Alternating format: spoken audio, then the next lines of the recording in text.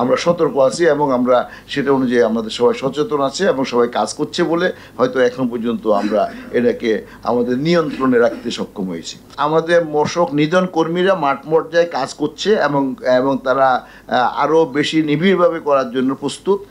আমরা একটা ধারণা করি যে গত বছর যেহেতু বেশি আক্রান্ত হয়েছে তো বেশি মশা ছিল নিশ্চয়, তো তাহলে মশা বেশি ডিম পেড়েছে, তো বেশি সেই ডিম যেহেতু 1-2 বছর পর্যন্ত থাকে তার লাইফ টাইম, তো 2 বছর পর্যন্ত থাকে, তাহলে এই বছর অনেক বেশি ডিম যদি অ্যাবেন্ডেন্ট থাকে তাহলে সেগুলো যদি এখন যদি ডিম ফুটে আবার মশা হয় তো তাইলে তো সংখ্যা বেশিই হবে। তো এরকম যাই হোক, এন্টামোলজিস্টরা যে সমস্ত আমাদেরকে প্রেডিকশন দিয়েছিলেন সেই অনুযায়ী আমরা সতর্ক আছি এবং আমরা সেটা অনুযায়ী আমাদের সবাই সচেতন আছে এবং সবাই কাজ করছে বলে হয়তো এখন পর্যন্ত আমরা এটাকে আমাদের নিয়ন্ত্রণে রাখতে সক্ষম হয়েছি।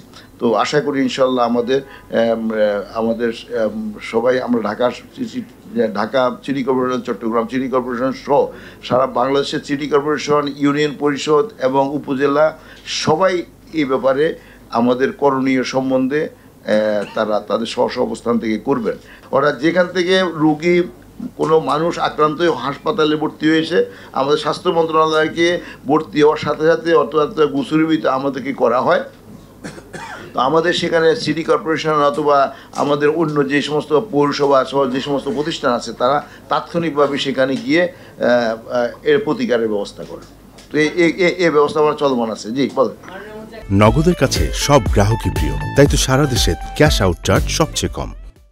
না, আমি তো এখন যে পরিসংখ্যানটা দেখলাম, যে আমি সিঙ্গাপুরে তথ্য দিলাম আপনাকে, সিঙ্গাপুরে যদি 50 লক্ষ লোকের মধ্যে 8,965 জন আক্রান্ত হয়, আর যদি আমাদের বাংলাদেশে সারা বাংলাদেশে আমাদের বাংলাদেশে 3,651 জন আক্রান্ত হয়, তো সঙ্গত কারণে এই ফলাফল আমাকে কেন আপনাকে সন্তুষ্ট করবে না? 17 কোটিতে হলো যে 3,651 জন। আর এখন আজকে জুনের 27 তারিখ, জুনের 28 তারিখে সিঙ্গাপুরে বললো 8,956 জন, 65 জন।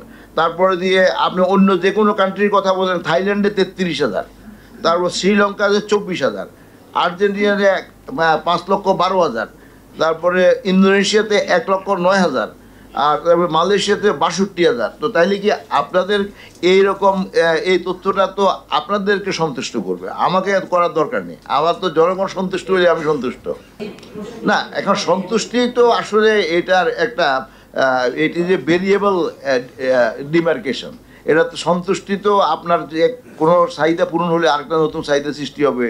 তো এরকম তো এটাকে সন্তুষ্টির জন্য এটাকে কোনো পরিমাপ করা যাবে না। আমরা বলছি যে এই সংখ্যা দিয়ে আমরা অন্যদের সাথে তুলনা করব, তাইলে আমরা দেখা যায় যে বাংলাদেশ এখনও সবার থেকে সফল অবস্থায় আছে। তো আমি সেই কথাটা বলছি। জি থ্যাংক ইউ। জি জি, আমাদের অভিযান চলমান আছে, অভিযানের জন্য সকল প্রস্তুতি আছে এবং আমাদের মশক নিধন কর্মীরা মাঠ পর্যায়ে কাজ করছে এবং তারা আরও বেশি নিবিড়ভাবে করার জন্য প্রস্তুত। আর এরপরে দিয়ে এছাড়াও আমাদের ম্যাজিস্ট্রেট নিয়োগ করা আছে। তো এখানে আলোচনা হয়েছে, 10 জন করে ম্যাজিস্ট্রেট দেওয়া হয়েছে। তো আমার মনে হয় আমরা সকল প্রস্তুতি ঠিক আছে।